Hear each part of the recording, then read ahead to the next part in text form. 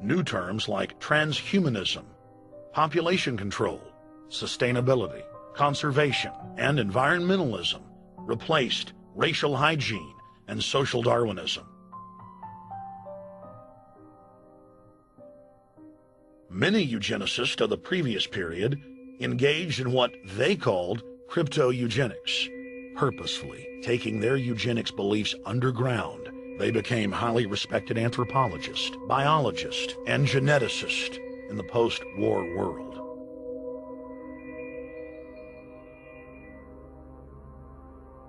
The Allies then smuggled thousands of Nazi scientists out of Germany and placed them in key scientific positions, ranging from bioweapons to rocketry throughout the military-industrial complex.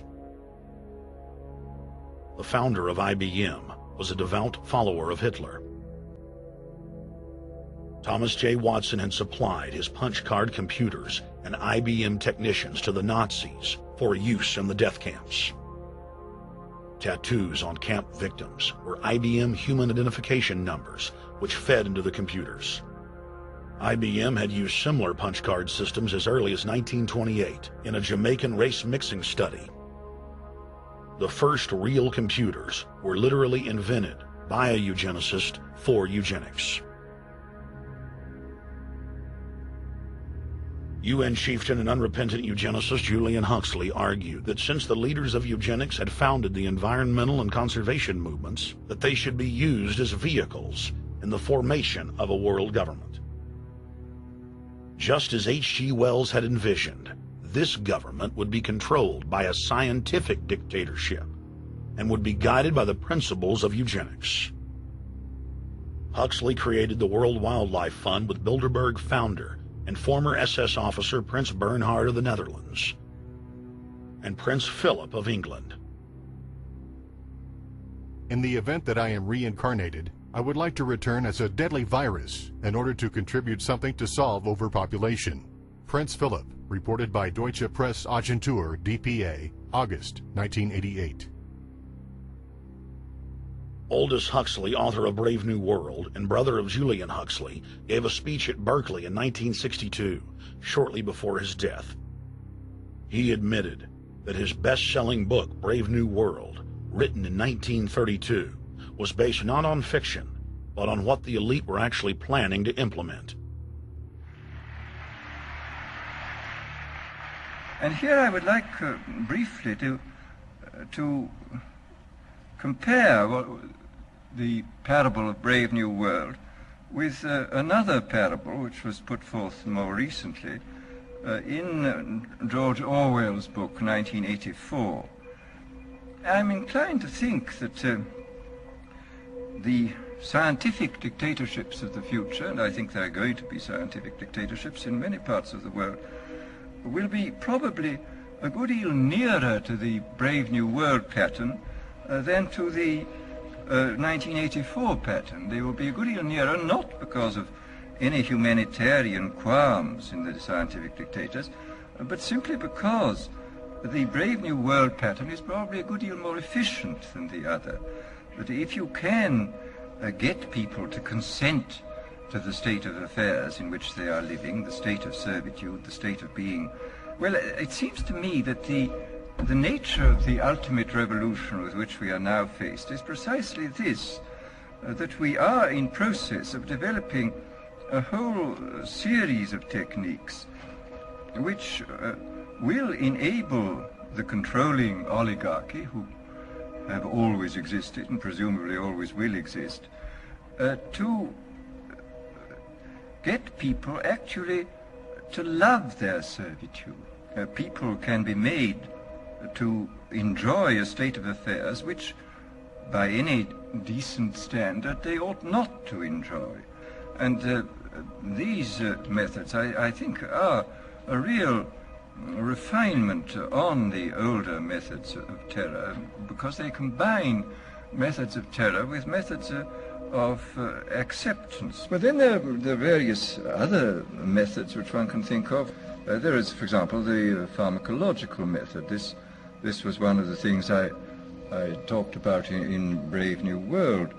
And the result would be that I mean, you can imagine a euphoric which would make people thoroughly happy even in the most abominable circumstances. I mean, these things are possible.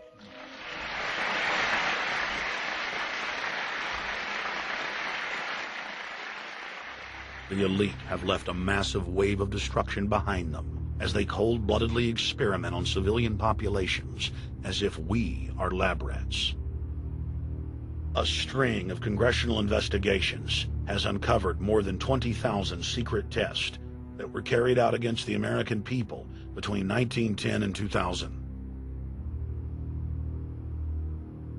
One well-known eugenics study, the Tuskegee Syphilis Project, killed hundreds of blacks and spanned 40 years until whistleblowers exposed it in 1972. From 1943 until present, the British have tested lethal nerve gas on their own personnel, on land, air, and sea.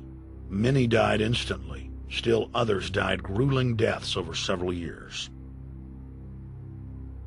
The federal government commissioned secret radiation experiments on thousands of non-consenting patients.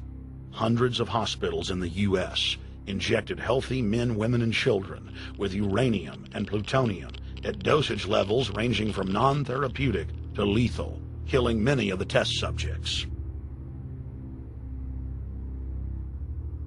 Pregnant wives of GIs were given vitamins by base doctors that actually consisted of highly radioactive uranium-239 and plutonium-241, resulting in violent miscarriages and the death of the mothers.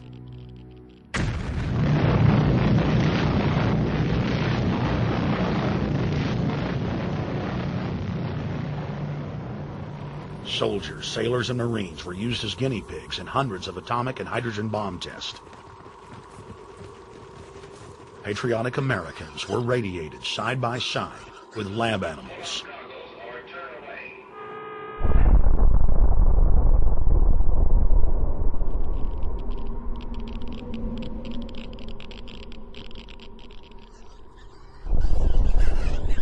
Pilots were forced to repeatedly fly through mushroom clouds of DNA-destroying radiation.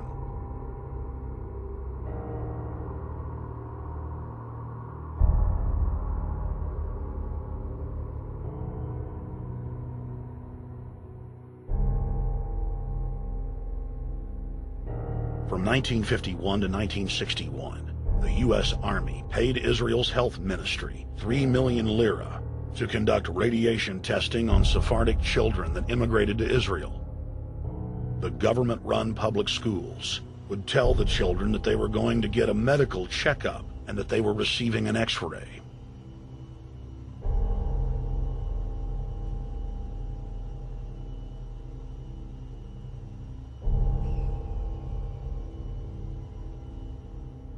The Pentagon had already radiated more than 4,000 institutionalized children in the United States, many of which had died.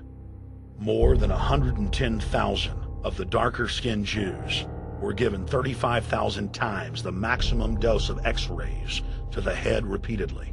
Many of the children died within months. All of them lost their hair. Some still live today and endure excruciating health problems. The covert testing of chemical, biological, and radiological agents on unsuspecting populations continues worldwide today. From 1940 to 1979, the vast majority of the British population was sprayed by aircraft more than 2,000 times with deadly chemicals and microorganisms without ever being told. In 1968, the Pentagon tested a deadly bioweapon on New York subways and placed personnel in local hospitals to monitor the effects. Aggressive sterilization of men and women continued in many states until the mid-1980s. The United States and England are currently testing pesticides and highly toxic experimental drugs on tens of thousands of healthy foster children, many of which die as a result of the experiments. Prisons across the nation have forced inmates to participate in grisly experiments, ranging from pesticide studies to having tablets of dioxin sewn into their backs. Gradually, by selective breeding, the congenital differences between rulers and ruled will increase until they become almost different species. A revolt of the plebs would become as unthinkable as an organized insurrection.